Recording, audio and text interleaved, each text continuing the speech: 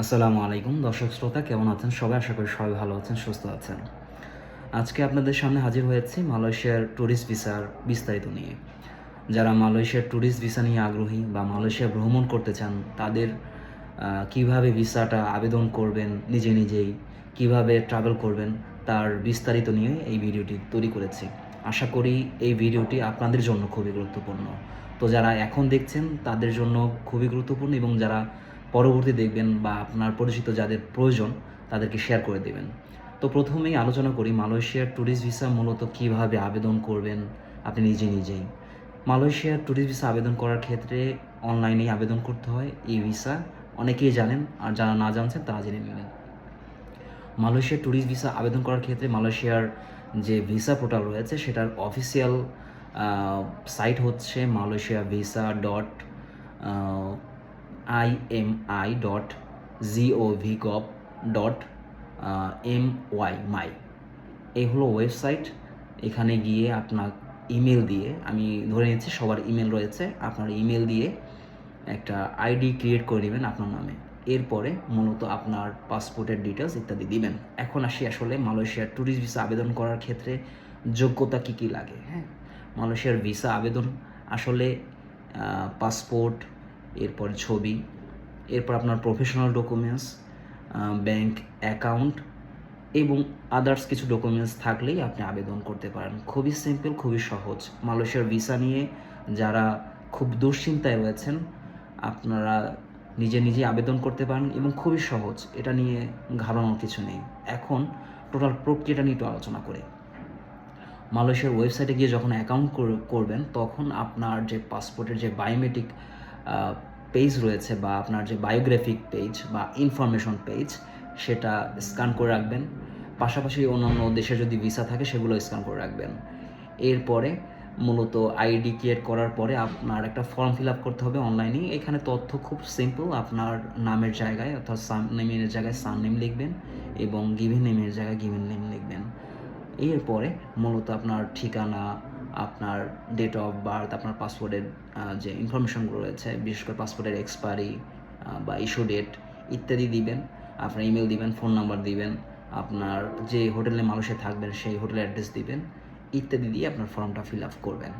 এরপরেই মূলত ডকুমেন্টসগুলো আপলোড করতে হবে। এখন আপনার কী কী ডকুমেন্টসগুলো লাগবে সেটা নিয়ে আবার আলোচনা করছি। আপনার কী কী ডকুমেন্টস লাগবে তার মধ্যে হচ্ছে আপনার পাসপোর্ট, এটা স্ক্যান কপি, এরপরে 1 কপি ছবি। এই ছবিটির ব্যাকগ্রাউন্ড সাদা থাকতে হবে। ছবিটির সাইজ 3.5 × 5 সেন্টিমিটার বা 35 বাই 50 সাইজের ছবি হতে হবে, এবং ছবিটি অবশ্যই ব্যাকগ্রাউন্ড সাদা এবং রিসেন্ট ছবি হতে হবে। এরপরে আপনার একটা হোটেল বুকিং এবং টিকিট বুকিং একটা দিতে হবে, ডেমনস্ট্রেশন। অরিজিনাল যে টিকিট করতে হবে সেটা না, টিকিট বুকিং দিতে হবে, ঠিক আছে। এরপরে আপনার ব্যাংক স্টেটমেন্ট এবং ব্যাংক সলভেন্সি সার্টিফিকেট দিতে হবে। তো ব্যাংক স্টেটমেন্ট মূলত 6 মাসের প্রত্যেকটা মাসেরই আপনাকে ট্রানজ্যাকশন দেখাতে হবে, এটা খুবই গুরুত্বপূর্ণ। এবং মিনিমাম ব্যালেন্স, যাদের একাধিকবার মালয়েশিয়া ট্রাভেল করা আছে তাদের ক্ষেত্রে সেফ জোন হচ্ছে মিনিমাম 60,000 টাকা বাংলাদেশি টাকা, ওদের অ্যাম্বাসির লিস্ট অনুযায়ী সেটা আপনাকে আপনার ব্যালেন্স থাকতে হবে। তবে যারা কখনো যাননি বা যাদের অ্যাপ্লাই করতে চাচ্ছেন, আমি আমার দিক থেকে যেটা অভিজ্ঞতার আলোকে বললাম যে 1.5 লাখ টাকার উপর থাকলে আপনার ভিসাটা আপনার ক্যাপাবিলিটির ক্ষেত্রে খুব ভালো একটা কাজে দিবে, বা এটা আমার অ্যাডভাইস হিসেবে এটা রাখা ভালো। এরপরে মূলত যে ব্যাংক অ্যাকাউন্ট, আপনি চাইলে আপনি যদি ব্যবসায়ী হন সেক্ষেত্রে আপনি আপনার কারেন্ট অ্যাকাউন্টও দিতে পারেন অথবা আপনার পার্সোনাল সেভিংস অ্যাকাউন্টও দিতে পারেন, এবং সাথে অবশ্যই আপনার যে কোনো একটার যখন দিবেন সেগুলোর সাথে আপনাকে সলভেন্সি সার্টিফিকেট দিতে হবে। আর যারা চাকরিজীবী তারা চাইলেও আপনার স্যালারি অ্যাকাউন্ট অথবা সেভিংস অ্যাকাউন্ট যে কোনো একটা অ্যাকাউন্ট আপনারা শো করতে পারেন, আপলোড করতে পারেন, ঠিক আছে। এবং অবশ্যই 6 মাসের প্রত্যেকটা মাসে আপনার ট্রানজ্যাকশন থাকতে হবে, বিদ্যমান থাকতে হবে। এখন ব্যাংক স্টেটমেন্টের ট্রানজ্যাকশন যারা ব্যবসায়ী তাদের একাধিকবার বেশি হয়, আর যারা চাকরিজীবী তাদের কম হয়, এটাই স্বাভাবিক। এরপর মূলত হচ্ছে আপনার প্রফেশনাল ডকুমেন্টস। প্রফেশনাল ডকুমেন্টসের মধ্যে হচ্ছে আপনার যেটা দিতে হবে, আপনি যদি ব্যবসায়ী হন তাহলে আপনার ট্রেড লাইসেন্স, এটা যেহেতু বাংলায় সো এটাকে ট্রান্সলেট করে ইংলিশে করে নোটারি করে দিতে হবে। বাংলা এবং ইংলিশ উভয়টা আপনাকে আপলোড করতে হবে। এবার আপনার ভিজিটিং কার্ড দিতে হবে। পাশাপাশি যদি আপনি আপনার ব্যবসাটা শেয়ারিং হয় তাহলে মেমোরেন্ডাম দিতে পারেন, অথবা শেয়ারের যে ডিডগুলো রয়েছে সেগুলো ডকুমেন্টসগুলো দিতে পারেন। এছাড়া আপনি যদি চেম্বার অফ কমার্সের কোনো সার্টিফিকেট থাকে সেগুলো দিতে পারেন, অথবা আপনার যে ব্যবসা রিলেটেড যে কোনো অ্যাসোসিয়েশন আছে সেগুলোর সার্টিফিকেট আপনি দিতে পারেন। এরপর আপনার এনআইডি কার্ডের ফটোকপি দিতে পারেন, আপনার ফ্যামিলি ডিটেলস দিতে পারেন, ঠিক আছে। পাশাপাশি যারা জব করেন তাদের ক্ষেত্রে কী কী ডকুমেন্টস? তাদের ক্ষেত্রে হচ্ছে আপনার এনওসি লেটার, অর্থাৎ আপনি যে ভ্রমণ করছেন দেশের বাহিরে বা মালয়েশিয়া, সেক্ষেত্রে আপনার অফিস থেকে একটা এনওসি লেটার আপনাকে দিতে হবে, নো অবজেকশন সার্টিফিকেট বা ভ্রমণ করার অনুমতিপত্র। পাশাপাশি আপনার visiting card, office ID card, এছাড়া আপনার যে ধরতে পারেন স্যালারি অ্যাকাউন্ট দিতে পারেন, অথবা পে স্লিপ দিতে পারেন। এগুলো এডিশনাল, ঠিক আছে, এগুলো ম্যান্ডেটরি না, এগুলো দিতে পারেন।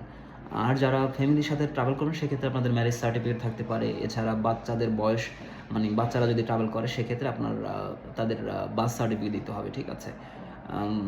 এটা আলাদা একটা অপশন আসে, সেখানে আপনাকে বার্থ সার্টিফিকেট অ্যাপ্লাই করতে হবে। অবশ্যই এটা অনলাইনকৃত হতে হবে বার্থ সার্টিফিকেটটা। পাশাপাশি আপনার ট্যাক্স টেন ইত্যাদি দিতে পারেন, এটা ম্যান্ডেটরি না মালয়েশিয়ার ক্ষেত্রে, তবে থাকলে দিতে পারেন, ঠিক আছে। এছাড়া অ্যাসেট এগুলো দিতে পারেন।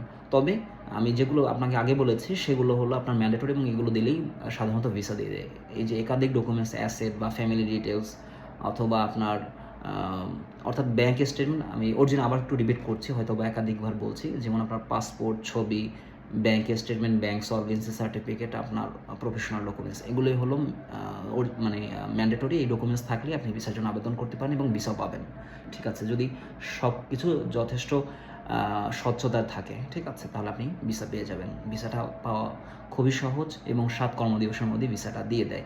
এখন যদি আপনি নিশ্চিত করতে চান সেক্ষেত্রে আপনাকে যদি আরেকটু ভালো বেটার করতে হয়, সেক্ষেত্রে ব্যাংকের অ্যাকাউন্টে আপনার একটা ভালো একটা অ্যামাউন্ট, অর্থাৎ 2 লাখ টাকা বা 1.5 লাখ টাকা আপনার অ্যাকাউন্টে থাকতে হবে। ট্রানজ্যাকশনটা সঠিকভাবে থাকতে হবে। এরপরে ধরুন হচ্ছে আপনার চাকরির যে ডকুমেন্টসগুলো, সেগুলোর ডকুমেন্টস আপনি স্বচ্ছ দিকগুলো দিবেন, এনওসি ইত্যাদি, এগুলো আপনি অফিসের প্যাড স্ট্যাম্পে দিবেন, ঠিক আছে।